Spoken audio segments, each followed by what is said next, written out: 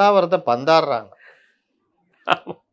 கருணாநிதிக்கு பல்லாவரமே கிடையாது. யார் சிபிஎம் கூப்பிட்டு வச்சுக்கின்றாங்களாம் பல்லாவரத்துக்கு. எனக்கு உறுதியை தோத்துருன்னு தெரிஞ்சு வச்சுட்டு அப்புறம் இன்னொரு தொகுதி இன்னொருத்தருக்கும் கொடுக்குறேன்றாங்க பல்லாவரத்தை. யாருக்கு? தேமுதிகக்கு. சரிதான். சென்னையில் கேட்குறீங்களா? வச்சுக்கோ, விருகம்பாக்கம் தர முடியாது. அப்போ அந்த மாதிரி அதனால வேட்பாளரை பார்த்துட்டு நம்ம வேட்பாளர் போடலாம் அப்படின்ற மாதிரி. ஏதோ ஆலந்தூர் இப்போ வளர்மதி இருக்காங்க, அவங்கள 1000 விளக்குல நிக்காட்டலாம்னு சொல்லிட்டு ஒரு எண்ணம் இருக்கு. ஒருவேளை ஆலந்தூர்ல டெம்மியா கேண்டிடேட் இருந்தால் வளர்மதி அங்கே நிப்பாட்டி ஜெயிக்கலாம்ல. ஆமாம், கண்டிப்பாக மாற்றி கூட ஈஸியாக பண்ணிக்கலாங்கிற மாதிரி. அந்த மாதிரி சில இதுக்காக தான் வெயிட்டிங். மற்றபடி நம்மளே சொல்லிடலாமே. நேற்று ஒருத்தர் ஃபோன் பண்ணாரு, சார் நீங்கள் சொன்னது எல்லாம் தான் சார் அந்தந்த தொகுதி ஆவடிலாம் இல்லைன்னீங்க, அதே மாதிரி இல்லை சார் அப்படின்னு. இப்போ என்ன குப்பை ஈஸியாக ஜெயிச்சிருவாரு. ஆமாம், திருவள்ளூர். ஏன் சொல்லுங்க, கேகேபி தம்பி தானே. சிபிஎம் கொடுக்குறாங்க திருவொற்றியூரை. சரி, அப்போ முடிஞ்சுதா? அப்போ ரைட்டு, முடிஞ்சுது. ரைட்டு. ஆர்கே நகர் ராஜேஷ் ஊருக்கே தெரியும். துறைமுகம் யார் என்னன்றது இந்த மாதிரி விஷயங்கள் தான் கொஞ்சம் நிற்கிது.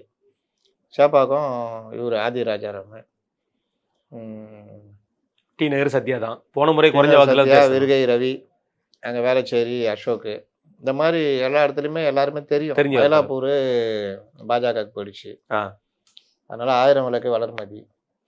அந்த மாதிரி இது கொளத்தூர் ஸ்டாலின் ஜெயிக்கணும்னு பாலகங்கா கொடுத்துக்கிறாங்க போல. கொடுக்குறாங்க.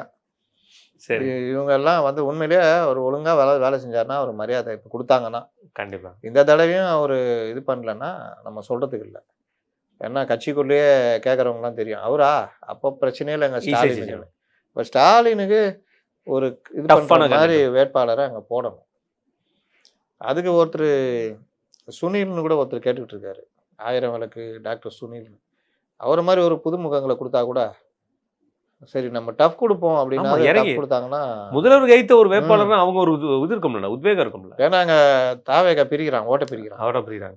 ரைட்டு. அண்ணாமலை பொறுத்த வரைக்கும், அதாவது இப்போ பிஜேபி பொறுத்த வரைக்கும் நாங்கள் 2 பேரும் ஒன்றாயிட்டோம் அப்படிங்கிற மாதிரி ஒரு கான்செப்ட் இருந்தாலும் 2 பேருக்கு ஒன்று அப்படிங்கிற மாதிரி கான்செப்டில் அண்ணாமலை கோவப்பட்டிருக்காரு. நான் கேட்ட தொகுதியெல்லாம் கொடுக்கலங்க. எப்படி கொடுப்பாங்க? நீங்கள் நியாயமாக நடந்துக்கிட்டீங்களா அப்படின்ற ஒரு இது இருக்கும்ல. அதனால்